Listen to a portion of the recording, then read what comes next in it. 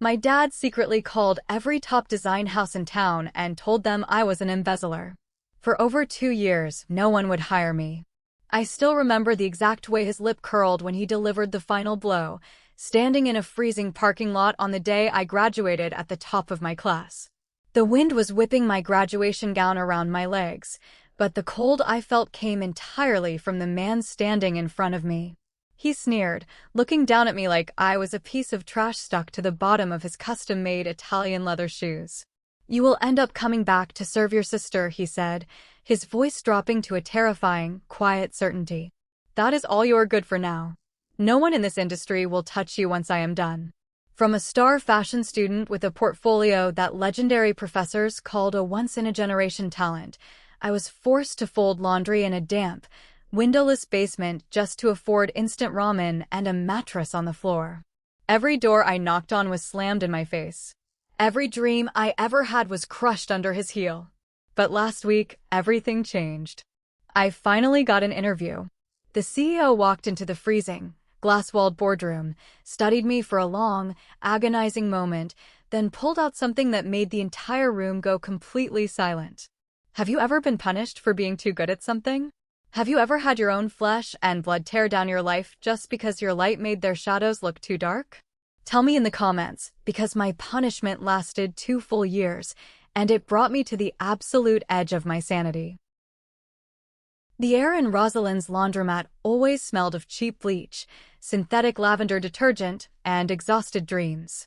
It was a thick, suffocating mix that clung to my hair, seeped into my pores, and followed me home every night. I stood over the worn wooden folding table, my hands moving mechanically, a rhythm born of pure survival. Fold the sleeves. Tuck the collar. Smooth the wrinkles. Over and over and over again. My fingers, which used to sketch intricate haute couture gowns, drape fine silk organza, and sew flawless French seams, were now cracked, blistered, and rough from the harsh commercial chemicals. Sometimes, when the skin split around my knuckles, the blood would stain the cheap white cotton of a customer's t-shirt, and I would have to spend another 20 minutes aggressively scrubbing it out with a toothbrush. I picked up a cheap polyester blouse from the basket. It was the kind of fast fashion garbage that frayed at the seams after 3 washes. My thumb traced a poorly stitched, puckered hem. It physically offended my eyes. I knew exactly how to fix it, how to recut the synthetic fabric on the bias to make it flow like water instead of hanging like a plastic bag, but nobody here cared about flow, structure, or silhouette. They just wanted their clothes clean and folded by Tuesday morning. I glanced up at the small, static-filled television mounted in the upper corner of the laundromat, its screen covered in a fine layer of lint. A popular fashion entertainment segment was playing, and there she was. Eloane, my younger sister. She was standing on a brilliantly lit red carpet at a major charity gala, wearing a stunning emerald green silk crepe gown, smiling radiantly for the flashing cameras. The banner across the bottom of the screen flashed in bold letters. Maison Alaric announces new creative director Eloane. She looked utterly perfect. Her golden blonde hair fell in deliberate, expensive waves. Her makeup was flawless. She was the golden child, the beautiful, compliant, utterly talentless heir to our father's massive fashion empire. I looked back down at my cracked, bleeding hands, then down at my faded, bleach-stained apron. The contrast was a physical ache in my chest, a heavy stone sitting right on top of my lungs. I was the one who spent 6 years studying fashion history, mastering structural draping, and pulling all-nighters to perfect a single sleeve. Eloane had dropped out of a liberal arts college after 2 semesters of partying. Yet, she was the one wearing the crown, while I was the one washing the dirt out of strangers' socks. Rosalind, the owner of the laundromat, walked by carrying a massive, heavy plastic basket of damp towels. She was a tough woman in her late 60s, with deep wrinkles, kind eyes, and a strict, no-nonsense attitude that I deeply respected. She paused, resting the basket on her hip, looking from the television screen to my face. She knew I had a degree. She knew I had a past that I refused to talk about. But she never pushed, never pried. She just gave me a job and a tiny advance on my first paycheck when I was literally sleeping in the back seat of my rusty car, down to my last $14 and a half-empty box of crackers. Turn that garbage off, Maeve, Rosalind grunted, nodding her head toward the TV. It is rotting your brain. We have 3 more loads of industrial linens coming in from the diner next door, and I need you focused, not staring at those plastic mannequins. I grabbed the sticky remote from the counter and hit the power button. The screen went black with a sharp snap, cutting off Alohan's perfect, practiced smile. I am on it, Rosalind, I said, forcing a steady, emotionless tone. As I turned away from the folding table and moved toward the heavy-duty commercial washers in the back, my phone buzzed aggressively in the pocket of my faded jeans. It was an email notification. I stopped in my tracks. My heart did a strange, painful flutter. For the past 2 years, emails only meant one of 2 things: a utility bill I could not afford to pay, or another cold, automated rejection letter from a design firm. Thank you for your interest, but we are moving forward with other candidates. I had memorized the exact phrasing of my own failure. I wiped my wet, soapy hands on my apron, took a deep breath to brace myself for another rejection, and pulled out the phone. The screen was cracked diagonally across the middle, distorting the text, but I could read the subject line perfectly. The subject line read, "Confidential, Anonymous Design Competition Finalist Notification." I stared at the screen. The humming of the washing machines around me seemed to fade into a dull roar. My breath caught sharply in my throat, choking me. 6 months ago, in the dead of night, using scraps of discarded fabric, old curtains, and a second-hand sewing machine I bought for $50, I had submitted a portfolio to a national anonymous design competition. I used a fake email address. I used a pseudonym. I hid my identity perfectly, taking extreme precautions, knowing that if my father found out I was still trying to design, he would find a way to reach out to the judges and destroy this too. My trembling thumb clicked open the email. The words blurred for a second, swimming in my vision before snapping into sharp, terrifying focus. I had made it. Out of thousands of submissions across the country, my recycled, stitched-together collection was in the top 5 finalists. A spark of something I had not felt in 2 agonizing years ignited deep in the center of my chest. Hope. It was a dangerous, volatile emotion. It was terrifying because hope meant I had something to lose again. But as I stood there in the damp, depressing basement, listening to the relentless hum of the washing machines, I knew I could not stay in the dark anymore. I had to fight back. But to understand why this small email meant so much, why I had to hide my own name to get a fair chance, and why my own flesh and blood father wanted to bury me alive, you have to understand the toxic, suffocating family I came from. How did a girl with a golden future and unparalleled talent end up washing dirty socks for minimum wage? Let me take you back to where the nightmare truly started. The Maison Alaric empire looked completely flawless from the outside. We were considered fashion royalty. My father, Alaric, built the brand on the concept of stark, modern elegance. His runway shows in New York, Paris, and Milan were legendary events that celebrities begged to attend. Magazine covers praised his visionary genius. Society columns wrote glowing articles about his perfect, philanthropic family. But behind the velvet ropes, beyond the flashing cameras, and behind the heavy, soundproof mahogany doors of our sprawling estate, the reality was a suffocating, terrifying hierarchy. My father was a narcissist of the highest order, a man who viewed his family not as people, but as extensions of his own brand, assets to be managed and controlled. I remember a specific, chilling family dinner during my sophomore year at the Design Academy. The dining room was massive, intimidating, lit by an enormous crystal chandelier that cast cold, hard shadows across the long dining table. My mother, Genevieve, sat at the far end of the table, wearing her signature string of pearls and a perfectly tailored silk dress. She looked exactly like a high-end mannequin. Perfect posture, serene, unbothered smile, and entirely hollow behind the eyes. Her entire existence was dedicated to maintaining the illusion of the happy family. She never raised her voice. She never disagreed with my father. If he said the sky was green, she would simply nod and adjust her napkin.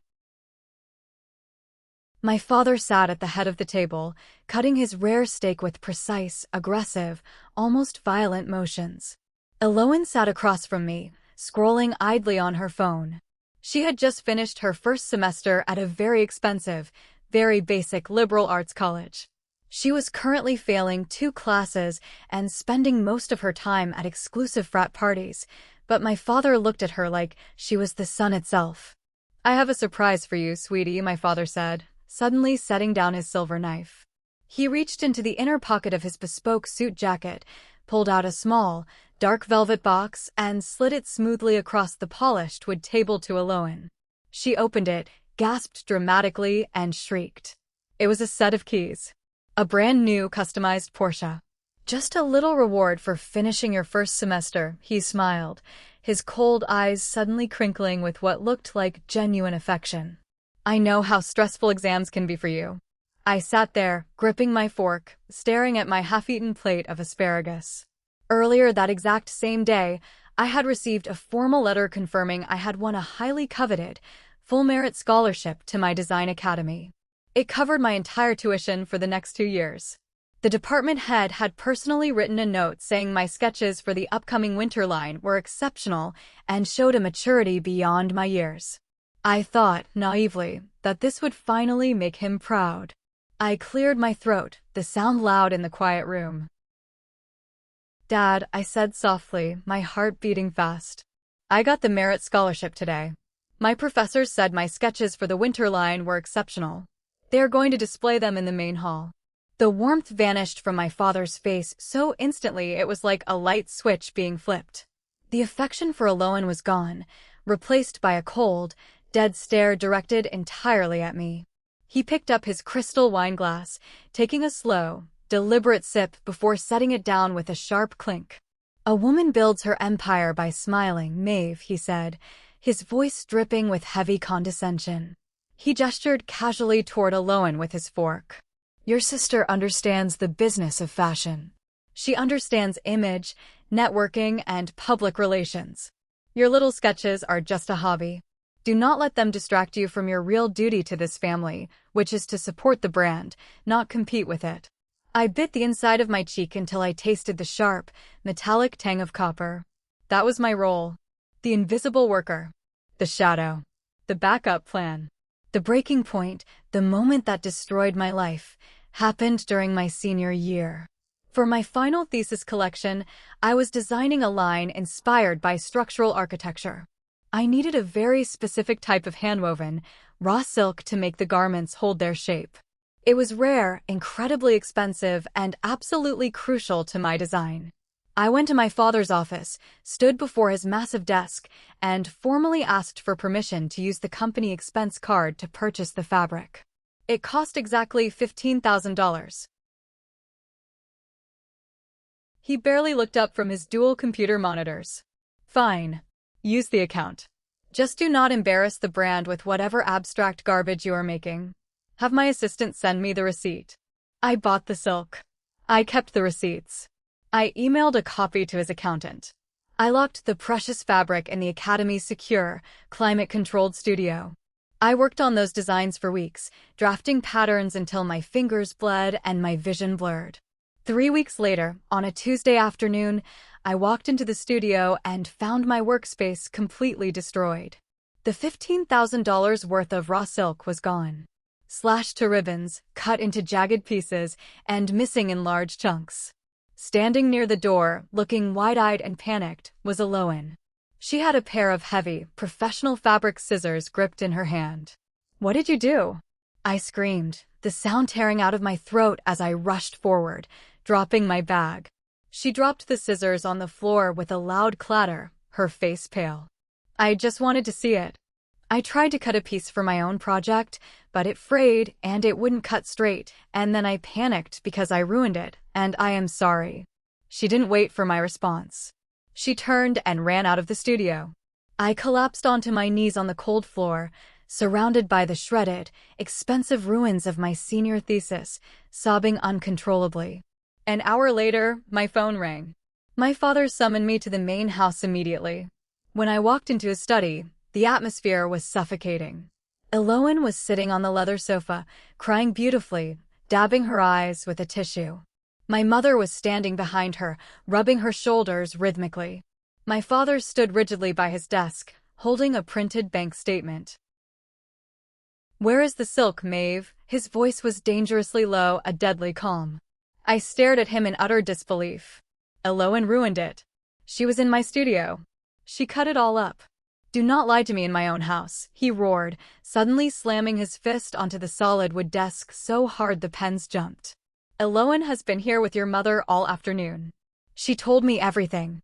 She caught you trying to sell the fabric to a rival boutique downtown to pocket the cash." The room spun violently. I looked at Elowen. She refused to meet my eyes, burying her face deeper into our mother's shoulder, playing the traumatized victim perfectly. My mother looked firmly at the floor, choosing her silence over her daughter, just like she always did. "That is insane," I yelled, pulling the original purchase receipt from my bag with trembling hands. "I bought it for my thesis. You gave me permission. Here is the receipt. Look at the studio cameras." My father snatched the receipt from my hand. He did not even look at the numbers. He ripped it in half, then in quarters, and threw the pieces onto the floor between us. "You stole from this company. You stole from this family. You are a liar and an embezzler. And you will pay for this." He did not care about the truth. He cared about protecting his golden child. He cared about putting me in my place because he knew, deep down, that my talent threatened his fragile, massive ego. That night, as I was desperately packing my bags to move out of that toxic house forever, my phone rang. It was my grandmother, Serafina. She was in a private care facility, her health rapidly failing, but her mind was sharper than broken glass. I answered, choking back angry tears. "Grandma, he thinks I stole. He is kicking me out." "I know exactly what happened, Maeve." Her voice came through the receiver, raspy but filled with an ancient, unyielding iron. "I know what he is. I know what he has always been. Grandma, what do I do? I am ruined. My thesis is gone." "Listen to me carefully, my child," she said, coughing slightly. "Keep every document. Keep your silence. And never forget the smile of satisfaction on your father's face today. He thinks he has buried you in the dirt. But seeds grow in the dark, Maeve. They grow in the dark." I did not fully understand her cryptic words then, but I held onto them like a lifeline in a hurricane. Graduation day was supposed to be my ultimate triumph. Following the destruction of the raw silk, I had to completely redesign and construct my thesis collection in 2 weeks using cheap muslin, discarded organza, and sheer willpower, working on absolute zero sleep. Despite the horrific sabotage, my collection blew the judges away. I won the highest honors in the history of the Academy. I walked across the grand stage, the heavy velvet of my graduation gown swishing around my legs, the dean shaking my hand vigorously and whispering into the microphone that I was going to change the fashion world. I stood at the podium and looked out into the massive sea of families in the auditorium. Row after row of proud parents holding bouquets of flowers, cheering and taking photos of their children. I looked toward the VIP section, where my designated seats were located. They were completely, devastatingly empty. My father was not there. My mother was not there. They were attending a highly publicized charity luncheon for Elowen's new fashion foundation, a transparent tax write-off my father created specifically to boost her public image and position her as a philanthropist. After the ceremony ended, clutching my hard-earned diploma, I walked out to the Academy's parking lot. The spring air was unusually chilly, biting through my thin dress. And there, leaning casually against his black chauffeured town car, was my father. He wore a perfectly tailored charcoal suit, checking his heavy gold watch. He did not look at me with a shred of pride. He looked at me like a business transaction that had gone slightly awry. "Congratulations," he said dryly, not moving from the car. I stopped a few feet away, my grip tightening on the leather diploma cover. "Why are you here?" "You missed the ceremony." He stepped forward, his expression hardening. "I am here because I am offering you a chance to redeem yourself. Eloan is officially taking over as creative director of the youth line next month. She needs an assistant. Someone to do the actual drafting, the technical work, the long hours. You will work under her. Unpaid, of course, until you pay off the $15,000 you embezzled from my company. I stared at him. He was offering me a cage. He wanted me to be the invisible ghostwriter for my sister's non-existent talent. He wanted to own my hands, my brain, and my sleepless nights while Eloan wore my crown and took the bows on the runway. I looked at him. I really looked at him. For the first time in my life, the intimidation faded, and I saw the deep, pathetic insecurity hiding behind his arrogant, cold eyes. He needed me to submit because if I succeeded on my own, completely independent of his money and his name, it proved he had no power over my gift. No. The word came out of my mouth before I even consciously processed the thought. It was firm, quiet, and absolute. His face hardened into a mask of pure fury. Excuse me. I am not working for Eloan. I am not working for you. I will build my own name. I don't need Maison Alaric. I turned around and started walking away toward the bus stop. I heard his heavy footsteps behind me. His voice dropped, losing all its polished, public charm. It sounded like raw venom. You think you can survive in this industry without me? Without the Alaric name? He laughed, a harsh, ugly, scraping sound that echoed in the empty parking lot. Go ahead. Try. But do not come crawling back when you starve in the gutter. You will end up coming back to serve your sister. I will make sure of it. I thought it was just a dramatic, angry threat from a controlling parent losing his grip. I thought my sheer talent and my flawless academic record would speak louder than his anger. I was so incredibly, tragically naive. I spent the next 2 months aggressively sending my portfolio to every major fashion house in the city, then expanding to the state, and finally the entire country. These were elite firms that had actively scouted me during my junior year. Firms whose recruiters had practically begged me to intern for them, offering massive signing bonuses. 31 applications sent. 31 silent, agonizing rejections received. Sometimes I got a generic, automated email from a no-reply address. Most times, I got absolutely nothing. A black hole of silence. I quickly drained my small savings account. I was forced to sell my few remaining designer clothes to a cheap thrift store just to pay rent for a tiny, roach-infested studio apartment located above a noisy dive bar. I ate cheap instant noodles twice a day and walked miles to save bus fare. I thought my portfolio was the problem. I stayed up until 4 in the morning every night, redesigning, resketching, doubting every single line I drew, tearing up paper in frustration. The silence from the industry was deafening. It was psychological torture that made me question my own sanity and my own worth. The horrifying truth finally came out 6 months later. I ran into one of my old, beloved professors at a cheap coffee shop downtown. When he saw me, he looked at me with deep, unmistakable pity. He pulled me aside into a quiet corner and lowered his voice to a whisper. Maeve, why have you not left the state? Why are you still trying here? He asked, looking around nervously. I told him I could not get a single interview, that I was drowning. He sighed, rubbing his forehead, looking incredibly uncomfortable. Your father. Maeve, he has been making calls, he said, his voice trembling slightly. He called the hiring directors and CEOs at 31 different firms. He told them you were mentally unstable. He told them you were caught embezzling massive funds from his company and that he was keeping it quiet, refusing to press charges, just to protect the family name. He told them that hiring you would be a massive liability. The floor dropped out from under me. The coffee shop noises faded into a high-pitched ringing in my ears. Embezzling. He used the $15,000 lie, the silk that Eloan destroyed, to blacklist me from the entire industry. The professor squeezed my shoulder tightly.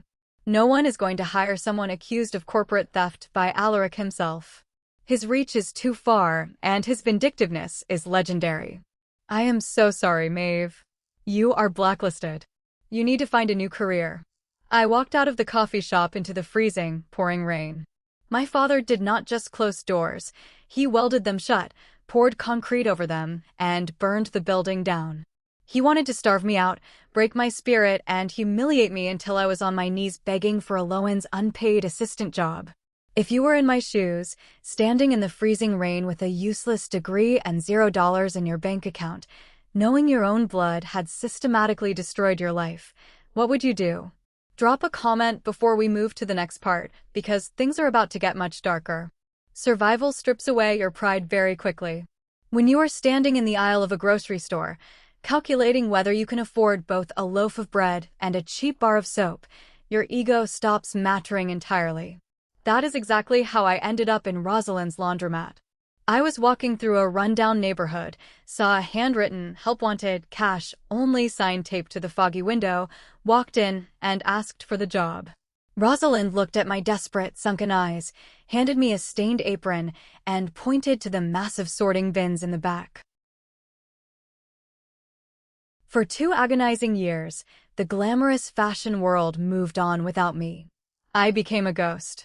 I spent my days surrounded by the overwhelming smell of industrial soap, the intense heat of the pressing machines, and the rhythmic, deafening thumping of the massive commercial dryers.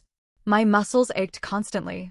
I learned how to aggressively scrub red wine out of cheap linen tablecloths and how to fold a fitted sheet in under 10 seconds. I completely stopped drawing. I could not bear to look at a blank page. Holding a pencil felt like holding a knife to my own chest. It hurt too much to remember what I was born to do. But my family was not content with just ruining my career. They had to make sure I was truly, irreversibly broken. When ignoring me wasn't enough, they sent in the flying monkeys. It was a rainy, miserable Tuesday afternoon. The laundromat was empty except for me and a stray tabby cat sleeping on a warm radiator. The little bell above the glass door jingled loudly. I looked up from the cash register, wiping down the counter. My blood ran completely cold. Standing in the doorway, shaking off a pristine white Gucci umbrella, was my Aunt Delphine. She was my father's younger sister, a woman who lived entirely off her brother's immense wealth and spent her days gossiping viciously at exclusive country clubs. She wore a tailored, cream-colored cashmere coat that probably cost more than my entire year's salary at the laundromat. Well, look at this, she cooed, stepping inside, her expensive heels clicking loudly on the cheap linoleum floor. She looked around the dingy, humid laundromat with exaggerated, theatrical disgust, holding her manicured hand over her nose. I heard a nasty little rumor you were working in a place like this, Maeve. I absolutely had to see it to believe it. I gripped the edge of the counter, my knuckles turning stark white. Can I help you, Aunt Delphine? Are you here to wash your cashmere in a commercial machine, or did you just come to gloat? She laughed. A sharp, grating sound that made my skin crawl. Oh, darling, do not be so bitter. It makes you look old. Your father is just trying to teach you a valuable lesson about respect. You were always much too stubborn for your own good. She walked closer to the counter, pulling her smartphone out of her designer Birkin bag. Eloane is doing wonderfully, you know. Her new spring collection is going to be featured in a 6-page spread in Vogue. Your father is so incredibly proud of her. She raised her phone, tapped the screen, and pointed the camera directly at me. Say cheese, darling. The family group chat is going to absolutely love seeing how independent you have become. Before I could raise my hand to cover my face, the harsh flash went off, blinding me for a second.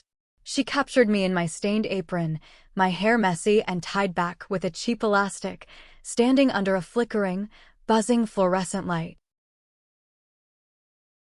Come home, Maeve, she said, putting her phone away with a satisfied smirk.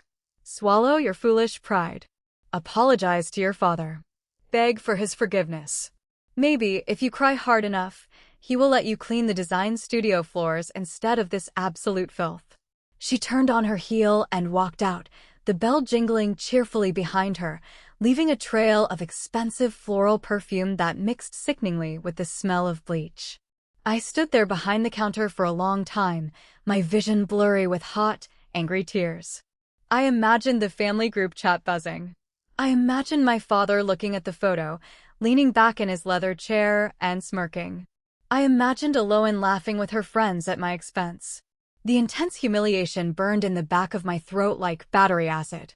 I walked slowly to the back supply room, sat down heavily on a pile of clean, folded towels, and buried my face in my rough hands. I was so tired. So unbelievably, bone-crushingly tired of fighting a war I had already lost. Later that evening, long after the sun had gone down, while taking out the heavy trash bags to the dark alley behind the laundromat, I noticed a heavy cardboard box sitting precariously by the recycling bin. The top was ripped open, exposed to the light drizzle. Inside were stacks of old-fashioned magazines and discarded textbooks. But something near the bottom caught my eye. A familiar, faded brown leather cover. I pulled it out carefully. The leather was cracked, water-damaged, and worn from decades of use. I opened it, the spine creaking. The yellowed pages were filled with intricate, breathtaking fashion sketches. Technical drawings, detailed fabric notes, complex structural diagrams. The pencil lines were bold, confident, and visionary. I recognized the sharp, elegant handwriting instantly. It was my grandmother Serafina's old sketchbook. My heart hammered violently against my ribs. How did this get here? Why was it thrown in the trash behind a laundromat? I looked closer at the dates written in the margins. 1985, 1990. 1994. These were the exact years my father started building Maison Alaric, the years he supposedly had his creative awakenings. I turned the fragile pages carefully, my breath shallow. And then I stopped completely. On page 42 was a detailed sketch of a highly structured, asymmetrical blazer dress. Beside it were complex notes on how to manipulate the fabric tension to create a specific, gravity-defying architectural fold. I knew this dress. Everyone in the global fashion world knew this dress. It was the absolute centerpiece of my father's breakthrough 1996 collection. The collection that put him on the map and made him a superstar. He always claimed the inspiration came to him in a fever dream. But here it was, perfectly drafted and dated 2 full years before the runway show, in my grandmother's distinct handwriting. My father did not design it. He stole it. He stole his entire legacy, his entire empire, from his own mother. I sat down hard on a wet crate in the dirty alleyway, holding the book to my chest like it was a holy relic. The cold air felt suddenly different in my lungs. The crushing weight of the past 2 years shifted, cracking open. My father was not a genius. He was a fraud. A thief. And if he was a fraud, then his immense power over me was nothing but a fragile illusion built on a lie. A tiny spark of rebellion, small but fiercely hot, ignited deep in my chest. The discovery of the sketchbook changed something fundamental inside my brain. I did not immediately plan a grand, cinematic revenge. I was still broke, still blacklisted, and still folding laundry for minimum wage. But my mindset completely shifted. I stopped looking at my cracked, bleeding hands with pity and started looking at them with fierce purpose.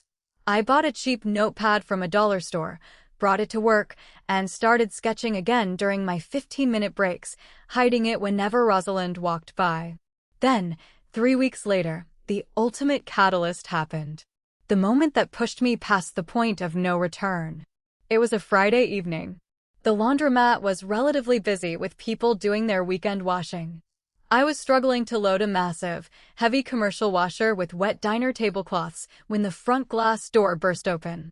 Loud, obnoxious, entitled laughter filled the humid room, cutting through the hum of the machines. I turned around and froze. Aloan walked in, linking arms with her best friend, Kestrel. Kestrel had been in my graduating class at the academy. She was a mediocre designer who survived by desperately clinging to wealthy students and stealing their ideas. Now, she was Aloan's highly paid personal assistant. They were both dressed in head-to-toe designer gear, dripping in logos, looking completely out of place in the grim fluorescent lighting of Rosalind's shop. Aloan was holding a massive, opaque black garment bag. "Oh my God," Kestrel said loudly, covering her nose and mouth in mock horror. "The smell in here is literally making me nauseous. It smells like poverty and bleach. How do people survive?" Aloan scanned the room and spotted me by the washers. Her face lit up with a cruel, delighted smile. Maeve, she chirped, walking toward the counter, her heels clicking aggressively. Aunt Delphine said you worked here, but I had to see it with my own eyes. It really suits you. Gritty. Authentic. Very working-class chic. I dried my hands on my apron, stepping behind the counter, keeping my face completely blank. What do you want, Aloan? We don't dry clean couture here. She sighed dramatically, tossing her perfectly styled blonde hair. Well, I have a massive crisis. I was at a networking luncheon, and a clumsy waiter spilled red wine all over my favorite prototype gown. It is a custom piece from my upcoming collection. The luxury dry cleaners downtown said it would take 3 days to treat the silk, but I need it for a massive magazine photo shoot tomorrow morning.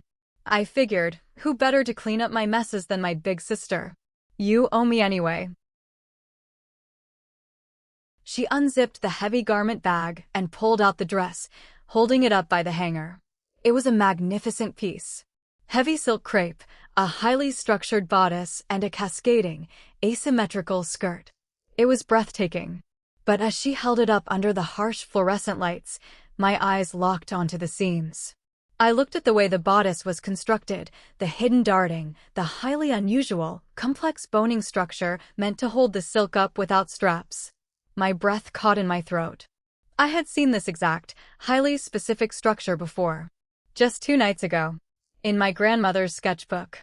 Pattern number 84, dated 1994. Grandma Serafina had designed it, but it was never produced because she wrote in the margins that the technology for the fabric tension wasn't right yet. Aloan had not designed this.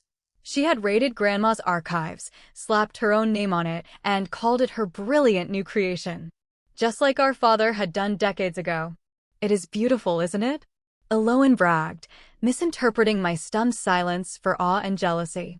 The fashion press is already calling it my masterpiece. It is going to secure our massive, exclusive partnership with Meridian Group next month. Now, be a good sister and get the stain out. She tossed the heavy silk dress carelessly across the counter. It slipped on the slick surface, sliding off the edge. I reached for it, but I was too slow. The dress landed squarely in a puddle of muddy, soapy, gray water near a leaking washing machine. Oops, Aloan said. Her tone was completely flat, devoid of any real surprise. She had dropped it on purpose. She looked down at the ruined silk and smiled. Now you really have to wash it thoroughly. Make sure it is perfect by 8 a.m. tomorrow, Maeve. Dad would be so incredibly disappointed if my photo shoot is ruined because you can't even wash clothes properly. She turned on her heel and walked out, Kestrel trailing behind her like an obedient puppy, giggling loudly as they pushed through the door. I stood completely still, staring at the ruined, priceless dress sitting on the dirty, wet floor. The expensive silk was rapidly soaking up the gray, filthy water. It was a perfect, visual representation of exactly what my family had done to my life. They had taken my talent, my future, my reputation, and dragged it through the mud, laughing while they did it. I knelt down slowly and picked up the heavy, wet, stained fabric. I did not cry. I did not scream. A strange, terrifying, icy calm washed over me, starting from my chest and spreading to my fingertips. I took the dress to the large, deep utility sink in the back room. As I gently hand-washed the silk, carefully applying solvents to remove the wine and the mud, I studied every single stitch. I memorized the tension of the threads. I completely reverse-engineered the complex pattern in my head. I saw exactly how my grandmother had conceptualized it in 1994, and more importantly, I saw the clumsy, amateur mistakes Aloan had made when she forced the modern seamstresses to put it together without understanding the math behind the drape. I hung the dress up to dry on a plastic hanger. I looked at my reflection in the small, cracked, water-spotted mirror above the sink. They thought I was broken. They thought I was a maid, a servant to their genius. They had absolutely no idea that they had just casually handed me the blueprints to their own destruction. Aloan had stolen the design, but she did not understand the architecture of the garment. I did. I was going to use this knowledge, this stolen blueprint, to burn Maison Alaric to the ground. The next morning, right at 8 a.m., Aloan's assistant Kestrel came to pick up the dress. She snatched the freshly cleaned and pressed garment bag from my hands without a single word of thanks, throwing a crumpled $20 bill onto the counter like I was a beggar on the street. I watched her leave, feeling a dangerous, genuine smile form on my lips. That night, my secret life began. Rosalind, sensing a shift in my energy, had let me keep a spare key to the laundromat. When the shop officially closed at 9 p.m., I locked the front doors, pulled down the heavy metal security grates, and turned on a single, bright overhead lamp above the folding table. The laundromat transformed into my private design studio. I did not have fine, imported silk, Italian leather, or delicate French organza. I had the lost and found bin. I had torn curtains, discarded denim, misprinted cotton shirts, and old, stained lace tablecloths that people had abandoned months ago. I bought a cheap, heavily used, second-hand sewing machine from a pawn shop down the street for $50 and set it up on the wooden folding table. I began to desperately design a collection for the National Avant-Garde Anonymous Fashion Competition. It was the most prestigious, highly guarded underground competition in the country, secretly sponsored by a massive luxury conglomerate. The winner received a massive cash prize and an immediate, high-level position as a creative director. Most importantly, the submissions were strictly anonymous until the final round. The judges only saw the garments, not the names. My father could not stop what he could not see. My theme for the collection was kintsugi, the ancient Japanese art of repairing broken pottery with liquid gold. The philosophy that breakage and repair are part of the history of an object, making it more beautiful rather than something to disguise and hide. It was the exact story of my life over the past 2 years. I took the discarded fabrics and violently ripped them apart. I sewed them back together using bright, aggressive, metallic gold thread. I used the brilliant structural techniques I had learned from my grandmother's sketchbook, the same exact techniques Aloan had stolen and butchered, but I elevated them to a level she could never comprehend. I made the seams highly visible. I made the scars and the mends the focal point of the garments. For 3 grueling months, I functioned on barely 3 hours of sleep a night. I worked my exhausting shift during the day, forcing myself to smile at customers and fold endless piles of towels. At night, I literally bled over the sewing machine. My fingers were wrapped in thick tape to prevent my rough calluses from tearing the delicate, reclaimed lace. The absolute centerpiece of my collection was a direct, aggressive counter to Aloan's stolen dress. Where hers was smooth and deceptive, desperately trying to hide the stolen internal structure, mine was a proudly deconstructed masterpiece. I exposed the architectural boning on the outside. I made it look like a beautiful, golden cage that had been violently ripped open from the inside by someone breaking free. I photographed the entire collection on a cheap, battered plastic mannequin against the raw concrete wall of the basement. I submitted the massive digital portfolio under a pseudonym, Phoenix. Then, the agonizing, stomach-churning wait began. 2 weeks later, the email arrived. The one I read standing in the damp basement, surrounded by the smell of bleach and wet linen. Finalist. Out of thousands, I was in the top 5. The competition organizers requested a mandatory in-person interview and a final presentation of the physical garments at their corporate headquarters in New York. As I scrolled down the email, the sponsor of the competition was finally revealed. Meridian Luxury Group. I stared at the name on the screen, my pulse pounding so hard in my ears it was deafening. Meridian Luxury Group was the absolute largest, most powerful fashion conglomerate in the country. Their CEO, a notoriously ruthless and brilliant woman named Calliope, was a living legend in the industry. But that wasn't why my heart was racing like a cornered animal.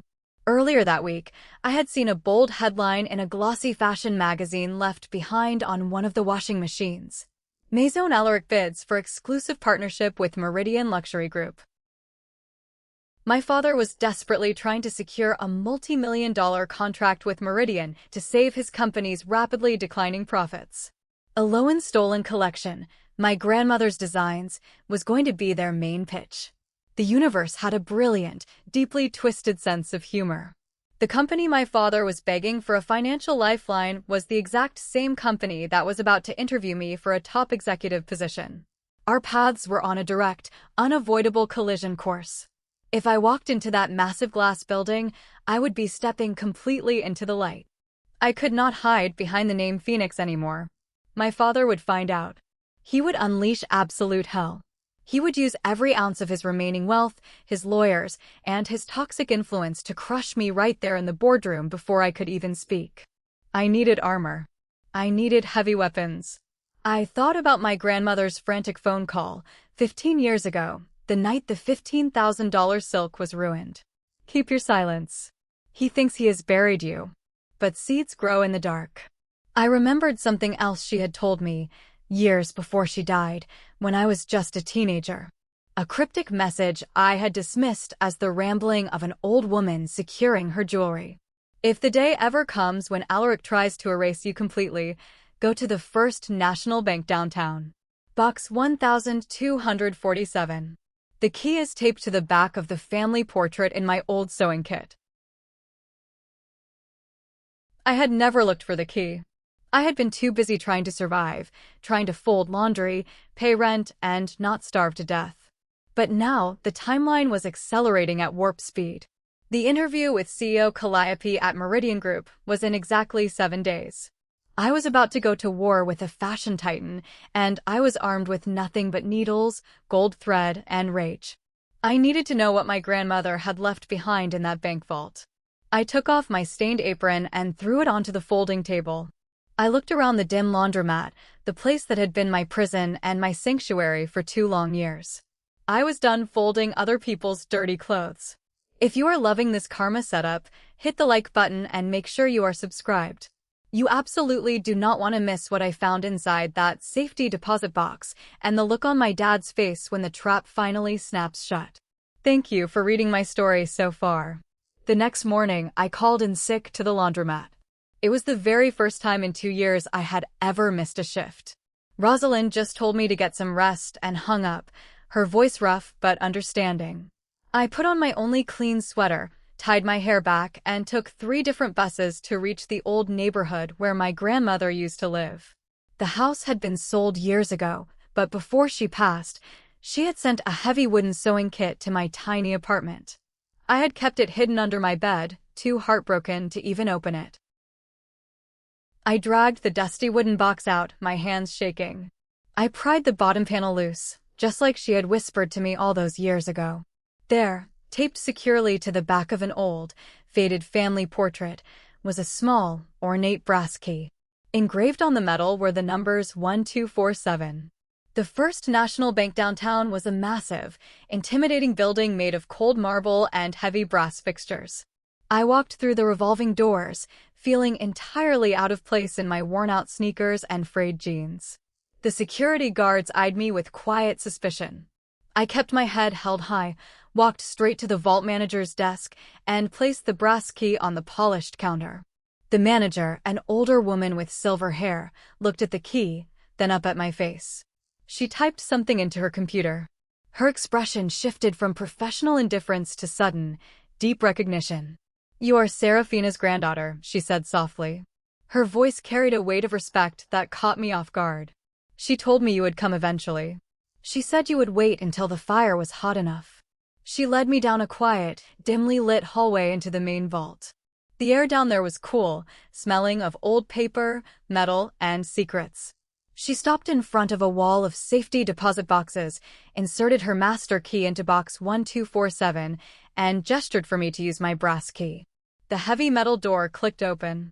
She handed me a large metal tin, gave me a polite nod, and left me entirely alone in the private viewing room.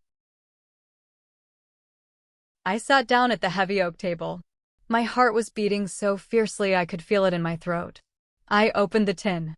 Inside lay a thick, heavy envelope sealed with deep red wax. Imprinted in the wax was my grandmother's signature emblem, a tiny needle and thread. Beside it was a small black USB drive, and beneath that, a stack of legal documents bound by a thick leather strap. I broke the red wax seal first. Inside was a handwritten letter. The paper smelled faintly of her lavender perfume, a scent that instantly brought tears to my eyes. "My dearest Maeve," the letter began, written in her sharp, elegant cursive. "If you are reading this, it means Alaric has finally shown you his true face. It means he has tried to break you, just as he tried to break me. He took my designs. He took my legacy. I let him do it because I thought a mother's sacrifice would make him a better man. I was wrong. A thief does not learn to build. A thief only learns to steal better." I wiped a tear that slipped down my cheek, blurring the ink. "I knew he would see your brilliance and feel terrified," the letter continued. "He cannot create, Maeve. He can only consume. That is why I spent the last 15 years preparing a safety net that his greedy hands could never touch. Look at the documents." I set the letter down and pulled the legal papers toward me. They were trust fund documents, established over a decade ago. I read the numbers, blinked, and read them again, my mind struggling to process the reality. $3.5 million. My grandmother had secretly copyrighted every single original design pattern she ever sketched before letting my father put them into production. She had quietly collected international licensing royalties for decades, hiding the money in a blind trust under my name. My father had built an empire on her genius, but she had systematically siphoned the true wealth away to protect my future. "The money is yours," the letter read. "But money alone will not fix a ruined reputation. You must take the USB drive. On it, you will find every original digital scan of my sketchbooks, dated and certified, proving his entire legacy is a fraud. You will also find something else. A connection. Do exactly what I taught you, Maeve. The best revenge is not destroying your enemies. It is building a fortress they can never enter." I sat in the quiet bank vault for 2 hours, reading every page, absorbing the undeniable truth. I was not a poor, blacklisted outcast anymore. I was armed. I had the resources, the proof, and the unyielding blessing of the true genius of Maison Alaric. We are getting closer to the moment I waited 2 years for. If you are enjoying the karma so far, make sure to like the video. You will not want to miss what happens inside that boardroom. The morning of the interview with Meridian Luxury Group, the sky over New York City was a brilliant, piercing blue. The Meridian Tower stood 50 floors high, a gleaming monolith of glass and steel that represented the very peak of the global fashion industry. It was a place where careers were made or destroyed with a single whisper. I walked through the revolving glass doors, stepping onto the pristine marble floors of the lobby. The contrast between this place and the damp, bleach-scented basement of the laundromat was staggering. People rushed past me wearing bespoke suits, carrying leather portfolios, radiating wealth and confidence. I was not wearing a designer label. I was wearing the centerpiece of my kintsugi collection. I had tailored a structured, asymmetrical blazer out of discarded, deep navy wool, stitching the seams together with aggressive, visible gold thread. It was bold. It was raw. It was a walking declaration of survival. I held my head high, ignoring the curious stares, and walked straight to the reception desk. "I am here for the creative director finalist interview," I said, my voice steady. "Under the pseudonym Phoenix." The receptionist checked her tablet, her eyes widening slightly at my outfit, then handed me a visitor badge. 45th floor. Executive boardroom. They are expecting you. The elevator ride up took less than a minute, but my stomach tied itself into agonizing knots. This was it. I was walking into the tiger's den. I clutched my portfolio tightly against my chest, feeling the hard edge of the USB drive in my pocket. When the elevator doors chimed and opened, I stepped out into a sprawling, sunlit reception area. There were 4 other finalists sitting on low leather couches, all whispering nervously. They looked at me, taking in my gold-stitched blazer, and immediately fell silent. As I walked toward an empty chair, a man walked out of the double doors leading to the inner offices. He was holding a stack of files, looking down at his phone. He bumped into my shoulder, dropping a folder. "I am so sorry," he muttered, kneeling to pick up the scattered papers. I knelt down to help him. "Here you go," I said, handing him a sheet. He looked up to take it, and our eyes met. He froze. All the color drained from his face in an instant. I knew him. Thaddeus.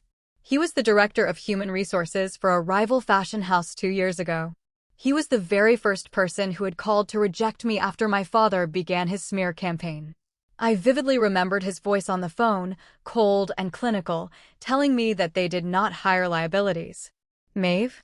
he whispered, looking around nervously to ensure no one was listening. "What are you doing here?"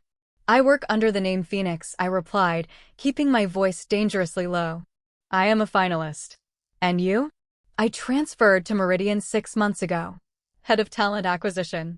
Thaddeus stood up quickly, clutching the files to his chest. He looked at me, a deep, unsettling guilt washing over his features.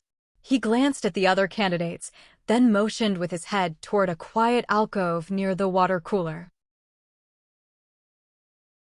I followed him, my guard up, ready for him to threaten to expose my identity. Instead, he reached into his jacket pocket with trembling fingers. "Maeve, you have to understand, 2 years ago, I needed that job. Your father is a monster. He threatened to ruin my career if I did not blacklist you." "I know," I said flatly. "I lived the consequences of your silence. I spent 2 years washing dirty laundry because of it."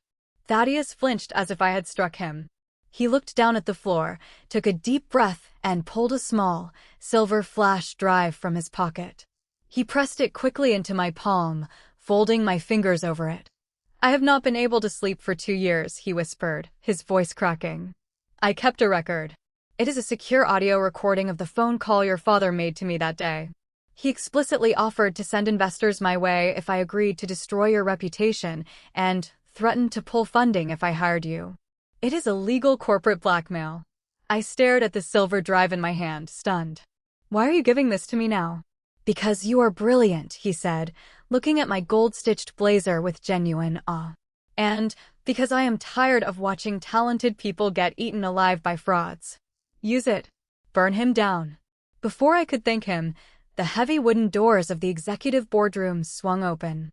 An assistant stepped out, holding a clipboard. "Phoenix? The CEO is ready for you now." Thaddeus gave me a quick, frantic nod and hurried away down the hall.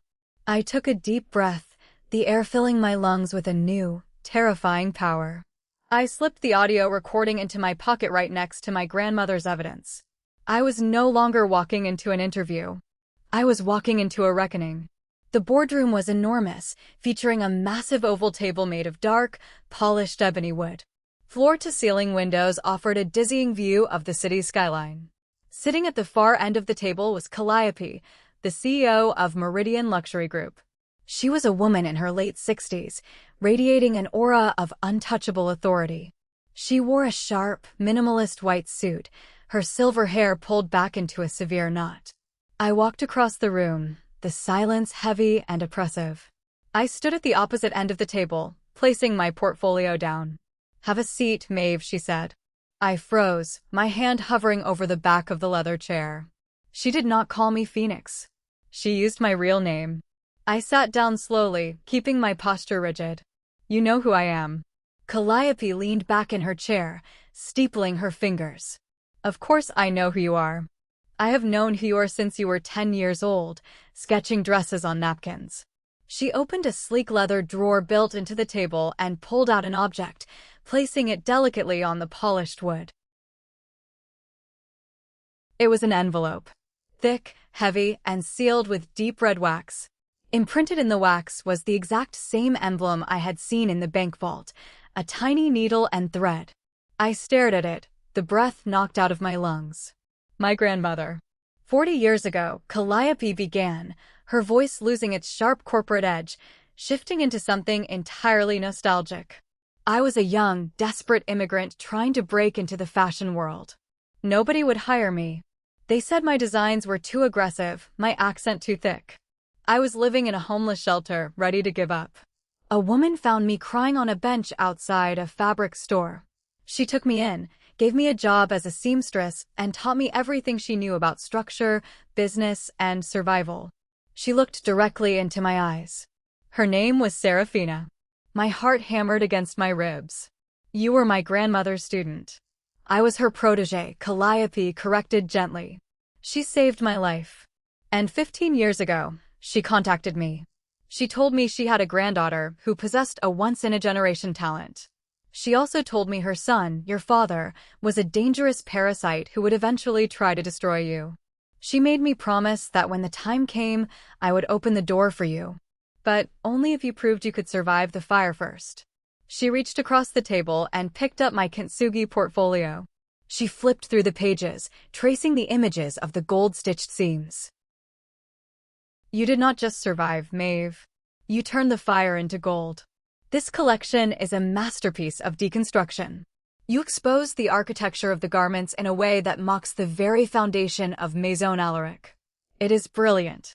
I felt a hot tear track down my face, but I did not wipe it away. For 2 years, I had been told I was worthless.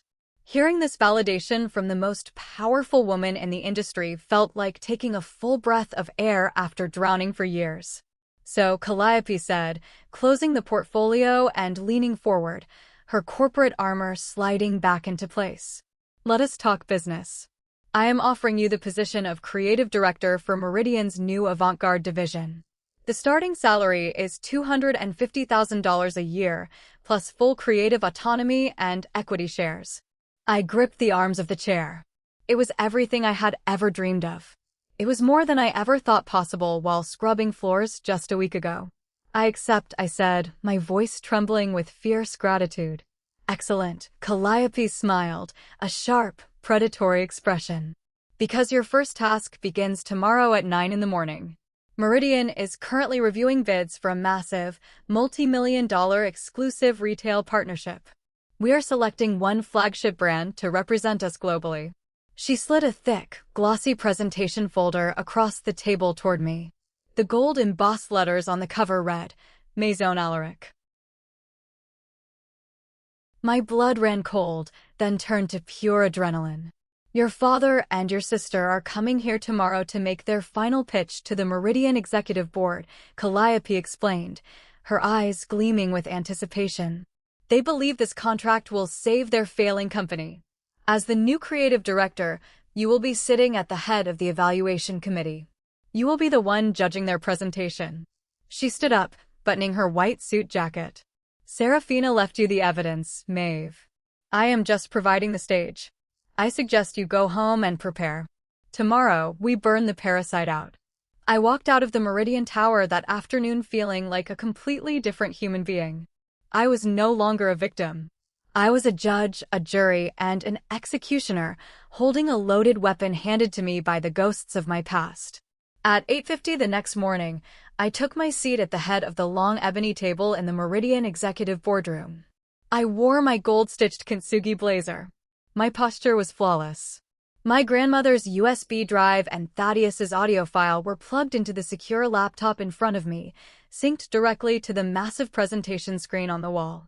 Calliope sat to my right, observing me with quiet pride. To my left sat 3 other senior Meridian executives, notebooks ready. At exactly 9 o'clock, the heavy mahogany doors swung open. My father strode in first, wearing a custom-tailored suit, exuding an air of arrogant confidence. Behind him was Eloan, wearing the exact same stolen silk dress she had dropped in the mud at my laundromat, looking nervous, but trying to smile. Trailing behind them, carrying briefcases, were 2 corporate lawyers and, to my sheer astonishment, my mother, Genevieve, wearing her usual pearls and a stoic expression. Alaric approached the table, flashing his brilliant, practiced smile toward Calliope. Good morning, CEO Calliope. We are thrilled to present Maison Alaric's vision for his eyes shifted to the person sitting at the head of the table. He stopped mid-sentence. The color drained from his face so fast he looked like a corpse. His jaw went slack.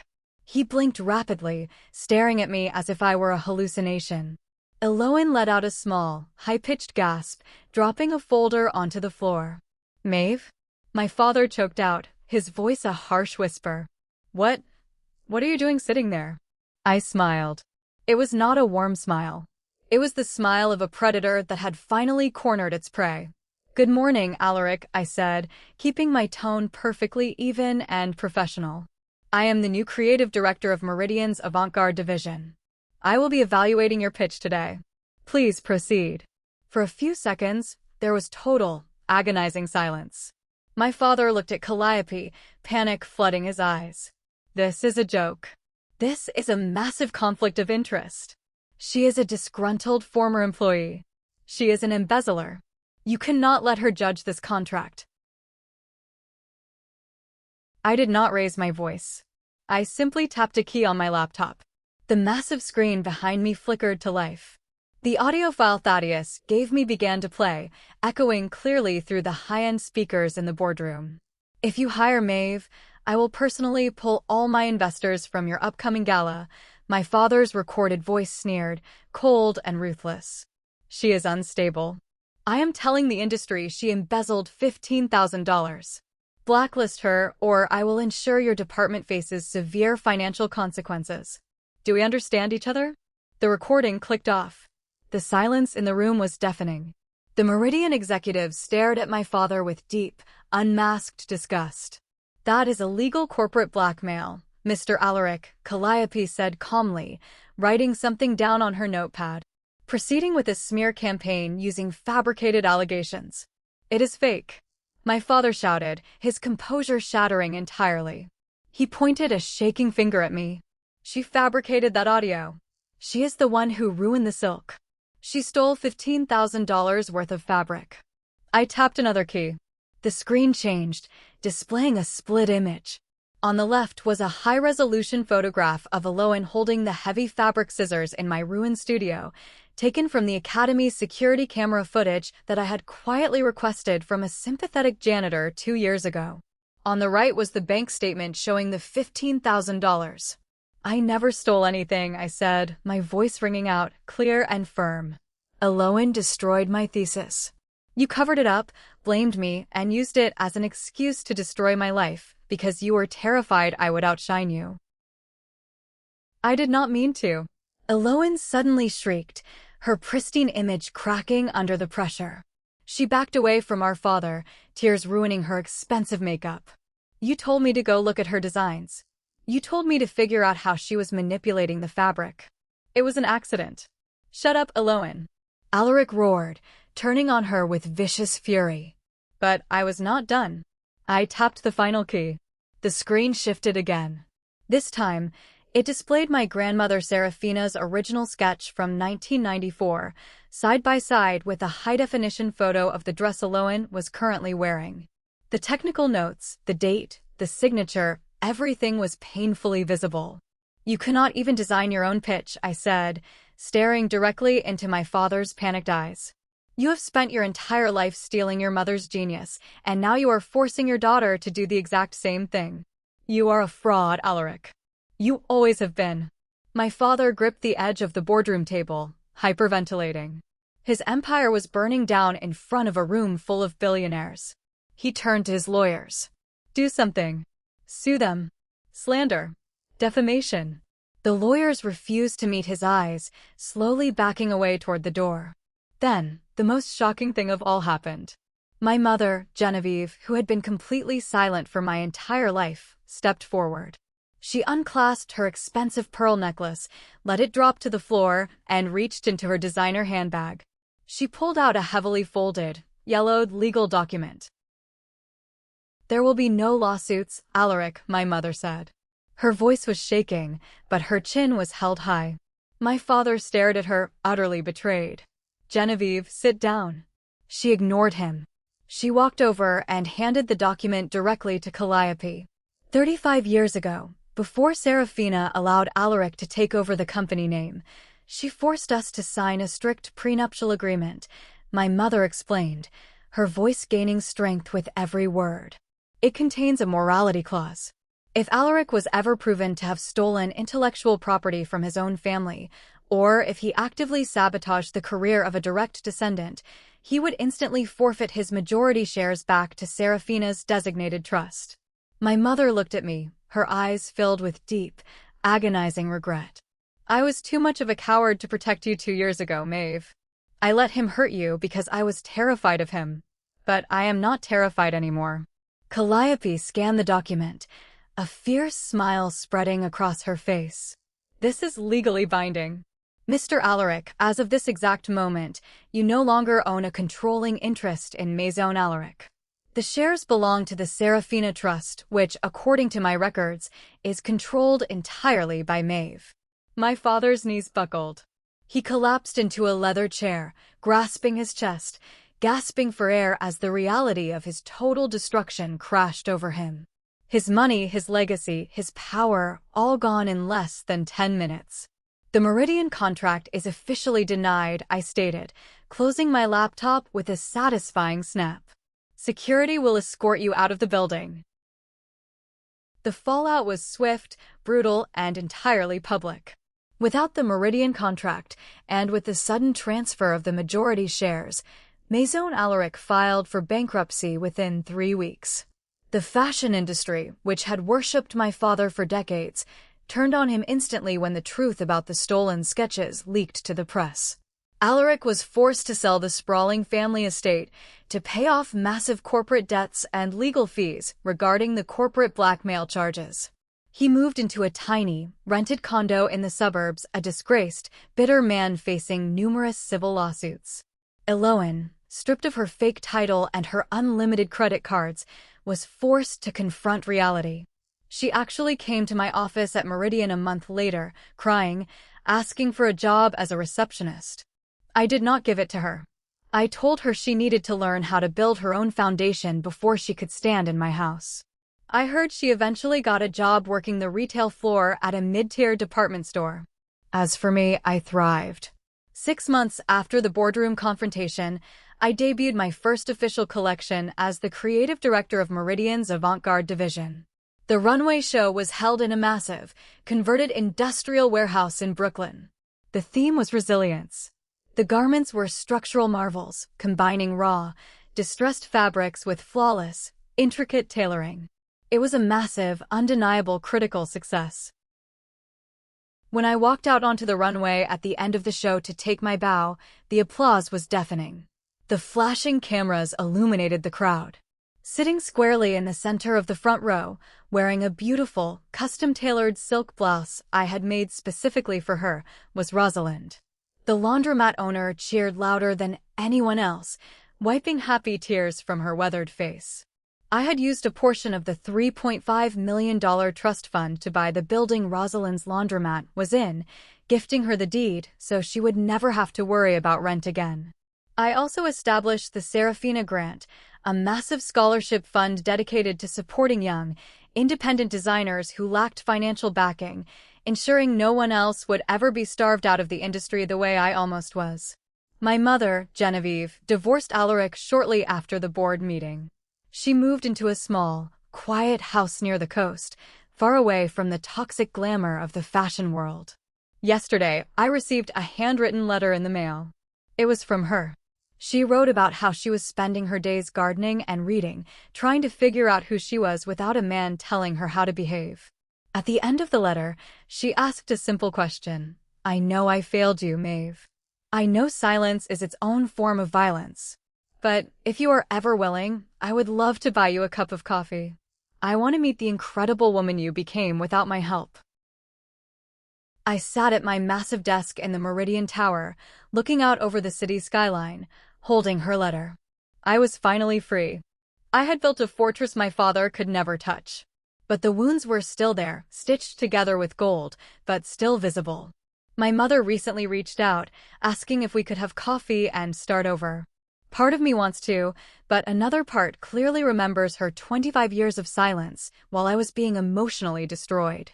Am I wrong if I refuse to forgive her and leave her in the past? Let me know your verdict in the comments.